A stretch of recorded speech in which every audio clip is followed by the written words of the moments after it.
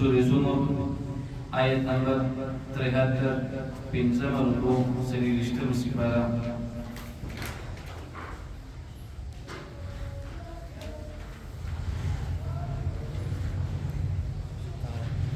صفحة نمبر 16. أعوذ بالله من الشيطان الرجيم. بسم الله الرحمن الرحيم. وسيق الذين اتقوا ربهم إلى الجنة زمرا حتى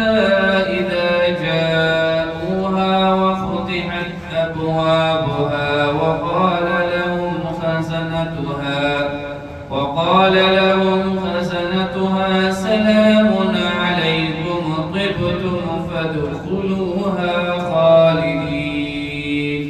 وقالوا الحمد لله الذي صدقنا وعده وأورثنا الأرض نتبوأ من الجنة حيث نشاء فنعم أجر العاملين. وترى الملائكة حافين من حول العرش يسبحون بحمد ربهم وقضي بينهم بالحق وقيل الحمد لله رب العالمين.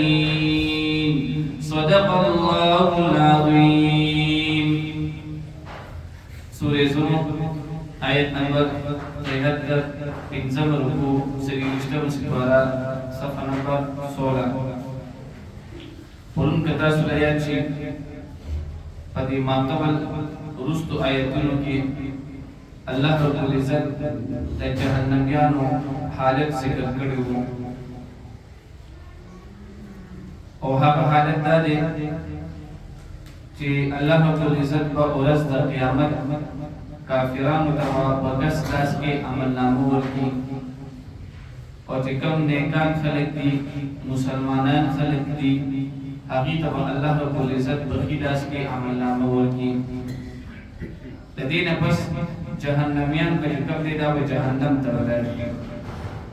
او پرون موږ دا ویلو وسیق الذين كفروا الى جهنم زمرا.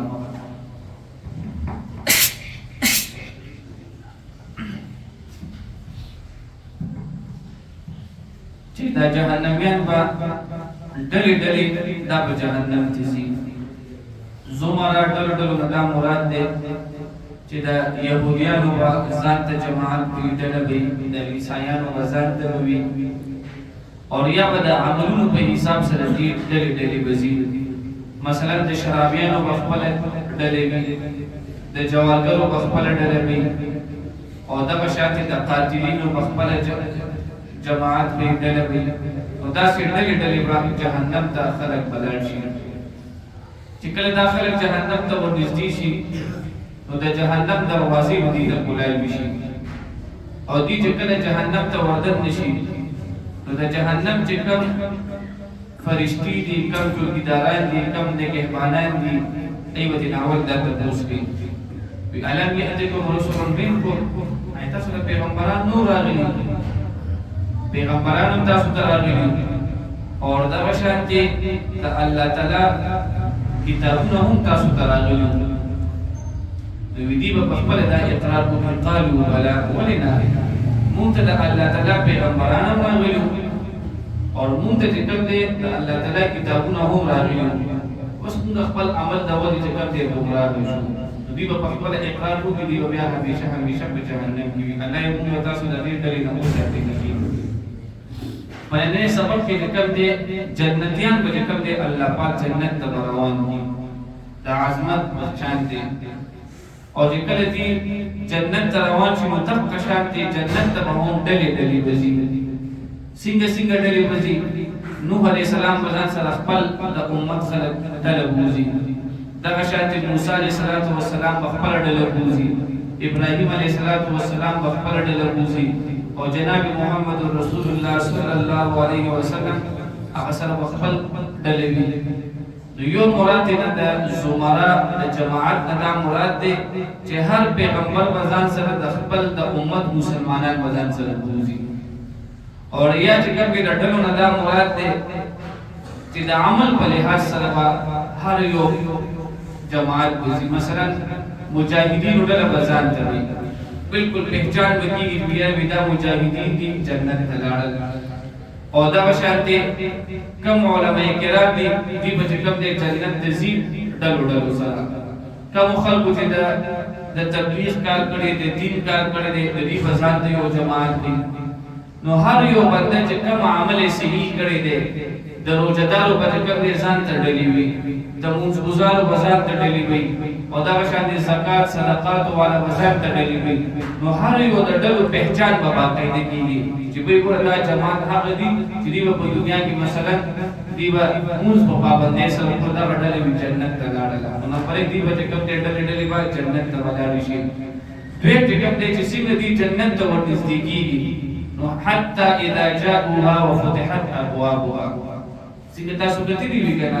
بعض مالونو کې داسې دروازې وي سړی چې څنګه خپل کیږي تاریخ کوم دي دروازې خلای وشي او داسې وجه کوم دي هر یو جنتی ته اتوماتیکلی الله پاک ولا جنت دروازې خلای وي او باب الریان بعض چې کوم دي جنت دروازې داسې وي چې باغی باندې په باقاعده کومه لیکلي شي الریان دا باب الریان د جنت یو دروازه ده چې په دې باندې صرف په جنت کې با روزدار خلک داخليږي نو دا چې کوم دي جنتیانو ته با اتوماتیکلی د جنت دروازې خلای وشي التما قبل په جهنم کې کوم دي جهنميانو ته فرشتو سوي چې پیغمبر نو راغلي الته پیغور ورکړي دي دته بوله چې کوم دي فرشتي بوتي وقال لهم خزنتها سلام علیکم طیبتم تاسو باندې چې کوم د خوشاله سلام دی د خوشاله یو سلام کې خپل دعا ده السلام علیکم ورحمت الله وبرکاته سلام کې درې دعاګانې دي السلام سلامتیا ورحمت الله رحمت وبرکاته درې دعاګانې دي نو په جنت کې چې کله جنتیان داخليږي نو په دروازو باندې چې کوم فرشتي ولاړې وي دی ته وایي السلام علیکم ورحمت الله وبرکاته او دویمه دا چې تاسو باندې خوشحالي وي ګورئ دلته دویم ته تاسو خوشاله همیشه د دنیا باندې رنج بدل توس نه تکالیف نه نقصان بدوي او بیا به ولترې دا وایي ګورئ فدخلوها خالدین تاسو به همیشه په جنت کې زکه سړی چې کوم د خپل کور د په دنیا کې راتل نشي یو ورځ داسې راځي چې د خپل کور نه وځي یا دا کور خرڅ کی یا چې کوم دا کور په کرایا دی او کنه کور خپل دی باقي کور د انسان ته یو ځل مرګ راشي همیشه په کور کې سړی نه وځي دا د دنیا یو قانون دی او دا الله رب العزت د جنت قانون بداوي چې درې بلې جنتی د الله پاک فرشتي دا او فتخلوها خالدین تاسو به اوس همیشه په جنت کې نو دې چې کله دا خبره ووري دې ډېر زیات خوشاله شي دې دې به ډایرکټ الله تعالی کوي وقالوا الحمد لله الذي صدقنا وعده دا موږ سره الله تعالی په دنیا کې وعده کړی و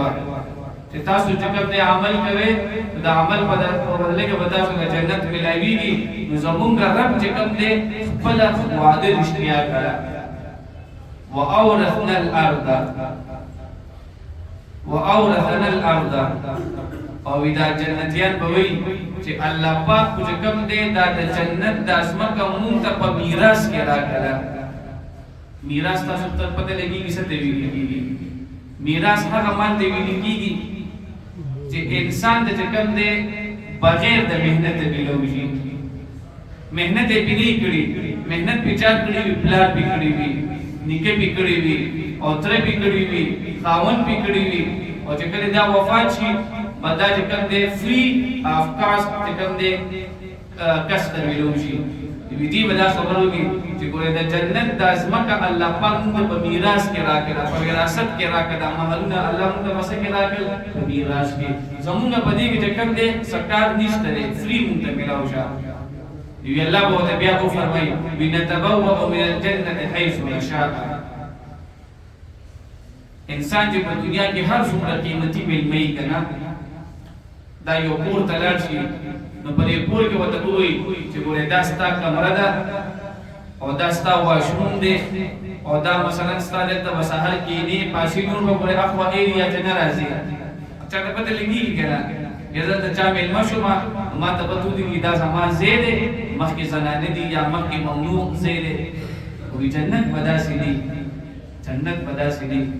فرشتې به ورته ووایي چې دا ټول جنت چې کوم دی چېرته چې ستا زړه غواړي هلته ته اوسېږه ګوره د دنیا او د آخرت په دې محلونو کې د ځمکې او اسمان بیا فرقونه دي دې کې به بیا دا نه وي چې دا ممنوعه علاقه ده او دا ممنوعه ایریا ده نه کوم ځای کې چې کوم دی ته ګورې او ستا زړه غواړي نو ته په جنت کې اوسېږه الله یې دا ټول جنتونه اول ما ته او بیا تاسو ټولو ته رانصیبه کړي دا چې کوم دی دا جنتونه الله پاک څنګه انسان ته ذکر کوي چې دې کې کوم دی دا انسان د عمل کولو شوق پیدا کېږي ګوره دا سورې زمر په ختمېدو دی نو دا د الله تعالی چې کوم دی د قرآن یو طریقه ده آخره کې چې کوم دی الله پاک چې کوم دی انسان ته یو غټ شي دعوت ورکوي همیشه چې کوم دی په صورت په آخره کې یو غټه دعوت ذکر کېږي د هغې وجه دا ده چې دې بنده ته چې کوم دی د عمل څه پیدا شو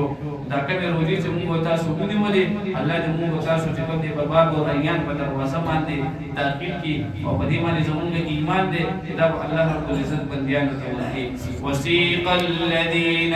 او روان به کړی شي الذین هغه خلک اتقوا ربهم چې ویریدل رب د خپلنا الی الجنة زمرا دلی دلی الى الجنة جنت طرفتا حتى اذا جاءوها تردی چه هر کلچ دوی راشی حقیقتا دی جنت تا وفتحت ابوابها نکلو بشی دروازی دی جنت وقال لهم خزنتها وقبوی دی جنتیانو تا فرشتي نگرانان دی جنت سلام سلام دیوی علیکم پتاسو باندے طبتم خوشحال شیطاسو فدخلوها خالدین پس داخل شید دیتا ہمیشہ بے وقالوا اولا جنتیان بوئی الحمدللہ اللذی طول پطول تعریفنا خاص دا اللہ دا پاردی صدقنا وعده چید اختعق لهم سرخ پلا وعدا وأورثنا الأرض ووارثان نونگا تدیسمتی نتبوأ جمونdir تیرشوا من الجنة بجنت کے حیث نشاء کم زی جمونگا قارو فنعم أجر العاملین فسخ اجر دین عمل کونکو دیر خ اجر ملو شو چاہتے ملو شو عمل کونکو تا چاہتے عمل کرے دے وترى الملائكة وتبين فرشتي حافين رتوشبي من حول العرش شابير دا عرشنا يسبحون بحمد ربهم دا قیامت دورزی عظمت ذکر دے جکر قیامت ورز قائم شي اور ڈلے ڈلے بچکر دے اللہ پاک تخلق حساب کتاب تروان شي اللہ پاک نبی علیہ السلام ته فرمایي ویته په هغه ورځ باندې زما عرش څنګه ګوري وترى الملائکة حافین من حول العرش دا عرش نه بغیر چاپیره چې کوم دي فرشتي ودا په ولاړ وي څنګه په دنیا کې چې کوم دي د بادشاہ محل وي او په محل کې بیا تخت وي او د تخت چې کوم دي په دوانو ګوتونو باندې چې کوم دي سو ولاړ وي فوج ولاړ وي او دا چې کوم دي چوکیداران ولاړ وي دا چې ورځ د قیامت چې کله قیامت قائم شي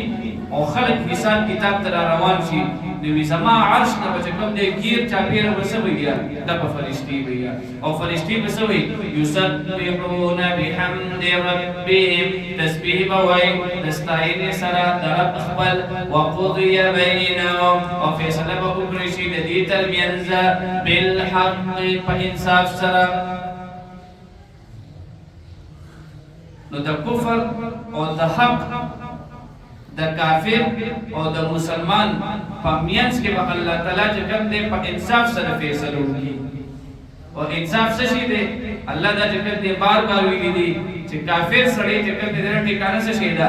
جهنم ده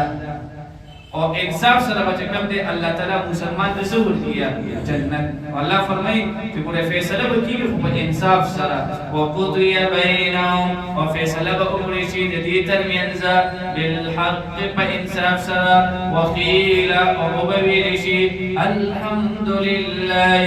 ټول پټول تعریفنا لله خاص الله د بار دی رب العالمین چې د ټول جهان رب دی. واخر دعوانا